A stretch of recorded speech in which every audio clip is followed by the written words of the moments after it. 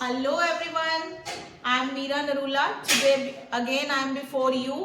तो आज हम क्या करने वाले हैं, क्लास प्लस वन का सबका सिलेबस खत्म हो गया, प्लस टू के तो प्री बोर्ड एग्जाम भी चल रहे हैं। तो क्लास प्लस वन के जो टेक्सचुअल पार्ट है जो हमारी बुक का, उसकी हम आज रिवीजन सेशन जो है वो शुरू करेंगे।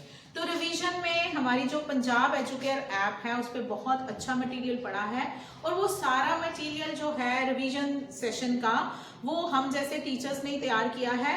तो सबसे पहले आपकी बुक का जो पार्ट ए का इंटेंसिव स्टडी है, जो उसका फर्स्ट चैप्टर जो है उसके हम जो क्वेश्चन करेंगे।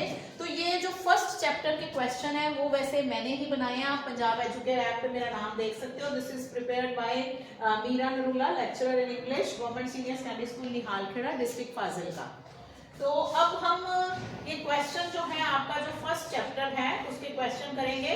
तो फर्स्ट चैप्टर का आपका नाम है gender bias. This is written by Sudha Murthy. तो क्वेश्चन साथ साथ फटाफट हम करते जाएंगे। तो पहला क्वेश्चन जो है, how many girls were there in the post graduate department of Tata institute Bangalore. जो सुधा मूर्ति जी जब वो पोस्ट ग्रेजुएशन कर रहे थे तो उनके इंस्टीट्यूट में कितनी गर्ल्स थी।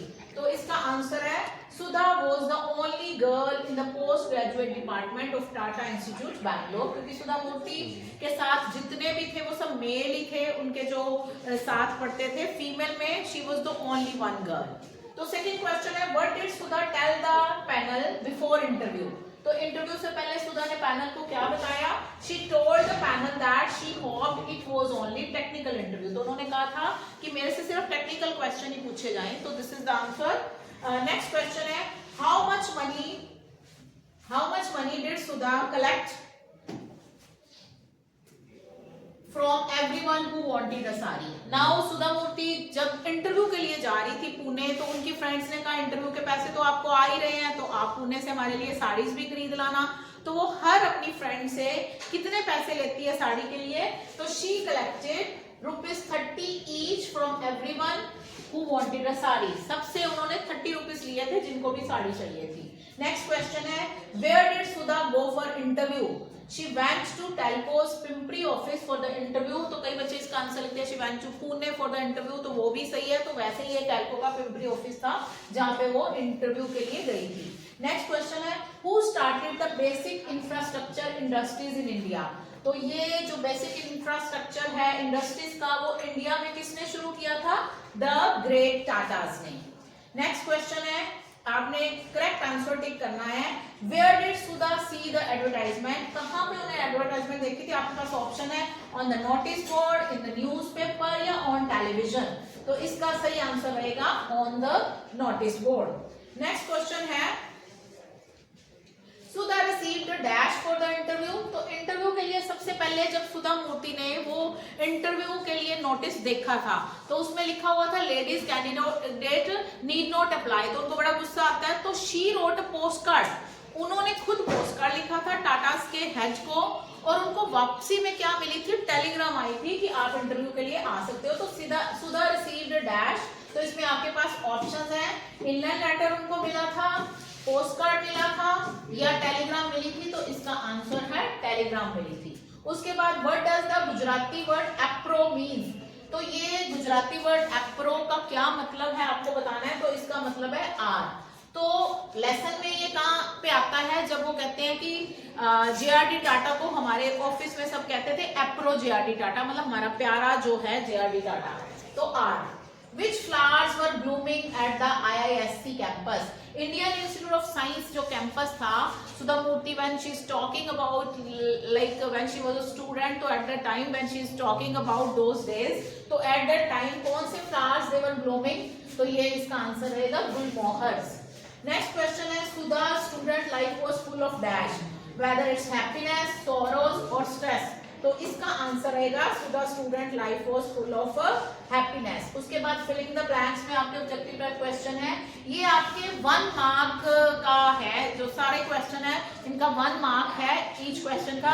ये 5 क्वेश्चन जो है वो आपके इंटेंसिव स्टडी में से आने हैं और 5 क्वेश्चन जो है एक्सटेंसिव में, जिसके आपके 6 चैप्टर्स हैं और उसमें 8 चैप्टर्स में से 5 क्वेश्चन तो 10 मार्क्स आप इनको यहाँ पे एजुकेयर ऐप पे जो आपका मटेरियल पड़ा है यहाँ पे रिवीजन करके बड़े आराम से आप 10 मार्क्स ले सकते हो। उसके बाद फिलिंग द ब्लैंक्स में है Sudha was studying at the dash in Bangalore staying. तो सुधा उस टाइम पे Sudha was, as I already told you कि Sudha was the only girl in the post graduate department. तो वहां पे उनके कॉलेज में वहां पे गर्ल्स के लिए कोई हॉस्टल नहीं था। तो सुधा वेयर वाज शी स्टेइंग, तो वो कहाँ पे रह रही थी, तो वो रह रही थी लेडीज हॉस्टल में। उसके बाद है इन पुणे सुधा मेट डैश यंग मैन। सुधा को पुणे में कौन मिलता है, वो यंग मैन क्या था, शाय यंग मैन। तो वो यंग मैन, वैसे आपको उसका कभी नाम भी पूछ सकते हैं, तो वो यंग मैन उस टाइम पे वो यंग मैन, तो उनका नाम था मिस्टर नारायण मूर्ति। तो उसके बाद in real life dash excellence is not enough to be successful. तो एकेडमिक एक्सीलेंस जो है that is not enough to be successful. Next है Sudha had done better than most of her dash peers in academics male peers. तो जितने भी उनके साथ लड़के थे उनसे ज्यादा उनके अच्छे मार्क्स आते थे। तो वो उनके मेल पीयर से उन्होंने अच्छा किया एकेडमिक्स में। Sudha was feeling very dash remembering her post card episode. अब भी सुधा मूर्ति सेज कि जब भी उनको वो पोस्ट कार्ड वाला एपिसोड याद आता है कि मैंने क्या किया था, कैसे उनको मैंने पोस्ट कार्ड लिखा था, तो शी सेज कि आई फील वेरी नर्वस, अभी मैं नर्वस फील हो जाती हूँ। उसके बाद आपके पास है ट्रू फॉल्स। तो ट्रू फॉल्स में फर्स्ट आपका क्वेश्चन है after a short interview Sudha was told she had been successful.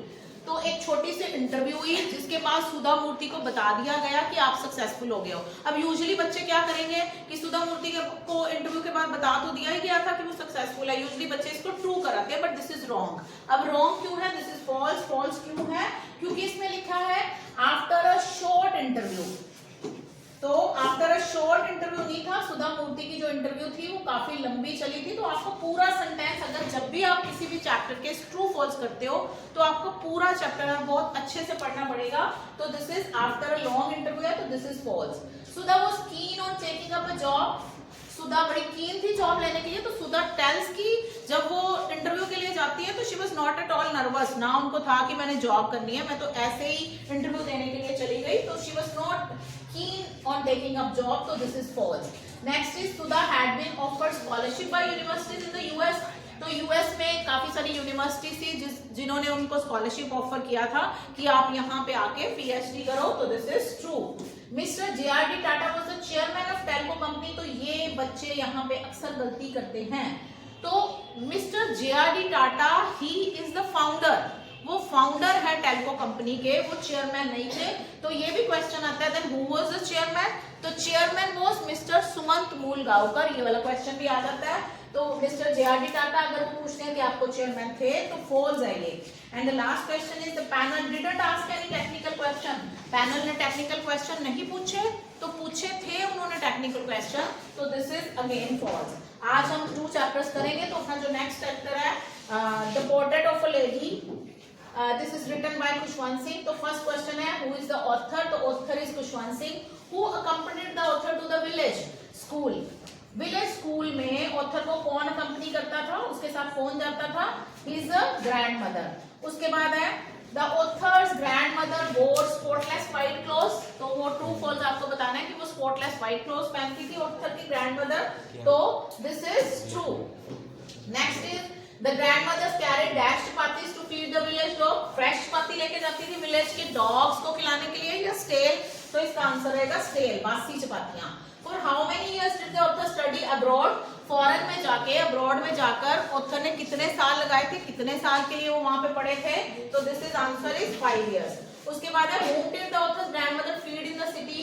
पहले वो जब विलेज में थे तो वो डॉग्स को फीड करते थे ऑथर की जो ग्रैंड मदर है, लेकिन जब वो सिटी में चले जाते हैं तो she used to feed the sparrows. उसके बाद है the author's went to school on bicycle in the city. City में वो बाइसिकल पर स्कूल जाते थे। No, he used to go by bus. तो यहाँ पे bicycle is false. The writer was sent to dash school in the city. उनको कौन से स्कूल में भेजा गया, an English school, a private private school, तो ये आएगा N English school. The portrait of authors dash hung above the mental peace. तो यहाँ पे बच्चे बहुत कंफ्यूज होते हैं। अब लेसन का नाम है the portrait of a lady, मतलब उन्होंने पूरे अपने ग्रैंड मदर के बारे में सब कुछ बताया है, लेकिन हुज पोर्ट्रेट वाज हंग, किसका पोर्ट्रेट उनके घर में लटका हुआ था, तो इसका आंसर रहेगा grandfather. Next question is what did they have for breakfast. Breakfast में वो क्या करते थे, तो ये वो स्टेल चपाती खाते थे ब्रेकफास्ट में। तो इसमें आपके पास ऑप्शंस भी हैं, कई बार ऑप्शंस आती हैं, कई बार नहीं। सैंडविच खाते थे, फ्रूट्स, स्टेल चपाती और मिल्क। तो यहाँ पे stale chapati will be the right answer. The writer gives the portrait of his dash in the chapter the portrait of a lady. तो ये अभी मैंने आपको बताया, तो किसके पोर्ट्रेट के बारे में वो बताते हैं, किसके बारे में बता रहे हैं, तो हिज ग्रैंड मदर के बारे में। Was the writer's grandmother sentimental, तो इसका आंसर है no, she was not sentimental. तो कैसे उन्होंने बताया कि वो सेंटिमेंटल नहीं थी। ऑथर कहते हैं कि जब मैं जाता हूँ फॉरेन पढ़ने के लिए जाता हूँ, एवरीबॉडी वाज क्राइंग, तो my grand mother was not crying. तो तब उस टाइम पे भी ऑथर की जो ग्रैंड मदर थी वो अपना पाठ ही कर रही थी, ईश्वर का नाम ले रही थी, तो वो सेंटिमेंटल नहीं थी। The grandmother said her prayers in a monotonous sing song. इसमें दो ऑप्शन है आपके पास, मोनोटोनस है और कंटिन्यूअस, तो इसका आंसर रहेगा मोनोटोनस। तो उसके बाद है what did the grandmother read in the temple. तो इसका बुक में जो लिखा है आंसर इज स्क्रिप्चर। वो स्क्रिप्चर्स वहां पे पढ़ती थी, स्क्रिप्चर्स इज होली बुक्स, वो धार्मिक किताबें वहां पे पढ़ती थी। तो अगर आप होली बुक्स लिखो तो भी ठीक है, स्क्रिप्चर्स लिखते हो तो भी ठीक है। उसके बाद है who prepared the author for school in the village. Village में ऑथर को स्कूल में जाने के लिए कौन तैयार करता था, तो नेचुरल है उसकी ग्रैंडमदर, क्योंकि उसके जो फादर और मदर थे वो सिटी चले गए थे अपने बिजनेस के लिए। The author share the room with the grandmother in the city. Author grandmother के साथ रूम शेयर करते थे, ट्रू।